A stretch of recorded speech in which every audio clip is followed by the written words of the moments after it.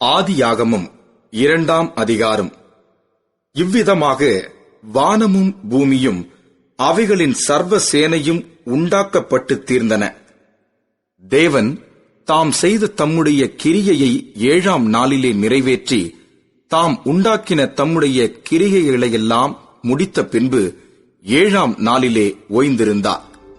தேவன் தாம் சிருஷ்டித்து உண்டு பண்ணின தம்முடைய கிரியைகளையெல்லாம் முடித்த பின்பு அதிலே ஓய்ந்திருந்தபடியால் தேவன் 7ஆம் நாளை ஆசீர்வதித்து அதை பரிசுத்தமாக்கினார்.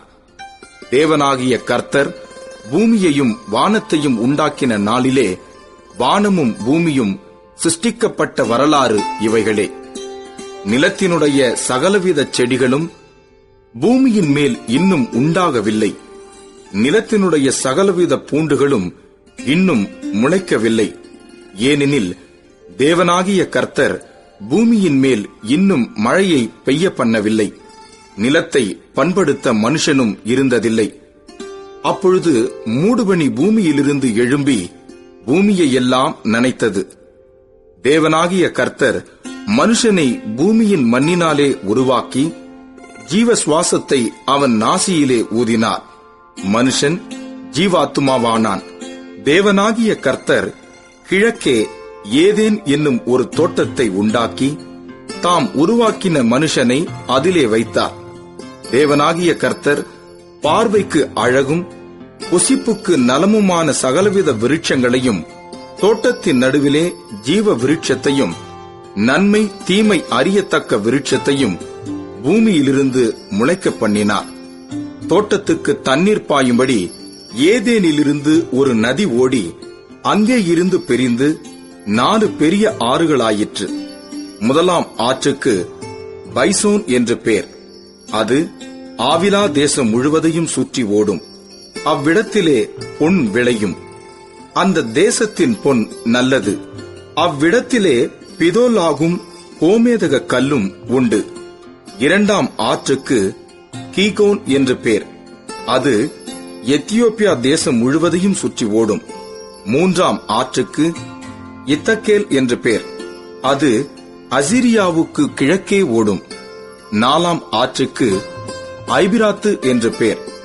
தேவனாகிய கர்த்தர் மனுஷனை ஏதேன் தோட்டத்தில் அழைத்துக் கொண்டு வந்து அதை பண்படுத்தவும் காக்கவும் வைத்தார்.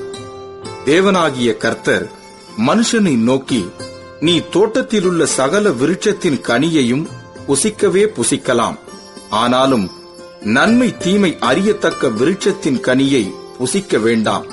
அதை நீ புசிக்கும் நாளில் சாகவே சாவா என்று கட்டளையிட்டார்.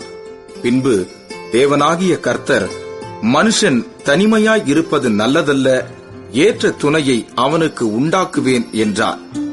தேவனாகிய கர்த்தர் வெளியின் சகலவித மிருகங்களையும் ஆகாயத்தின் சகலவித பறவைகளையும் மண்ணினாலே உருவாக்கி ஆதாம் அவைகளுக்கு என்ன பேரிடுவான் என்று பார்க்கும்படி அவைகளை அவனிடத்தில் கொண்டு வந்தார்.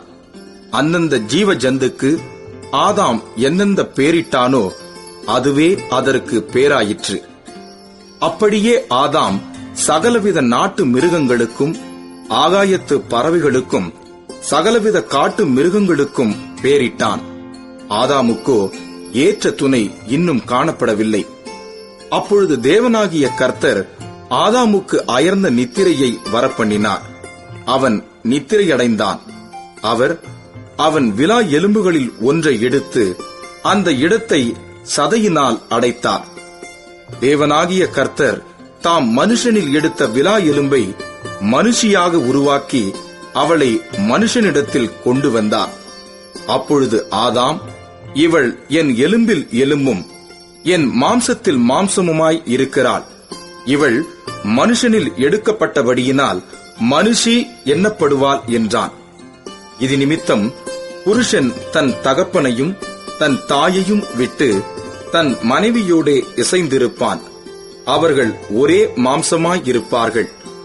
ஆதாமும் அவன் மனைவியுமாகிய இருவரும் நிர்வாணிகளாயிருந்தும் வெட்கப்படாதிருந்தார்கள்.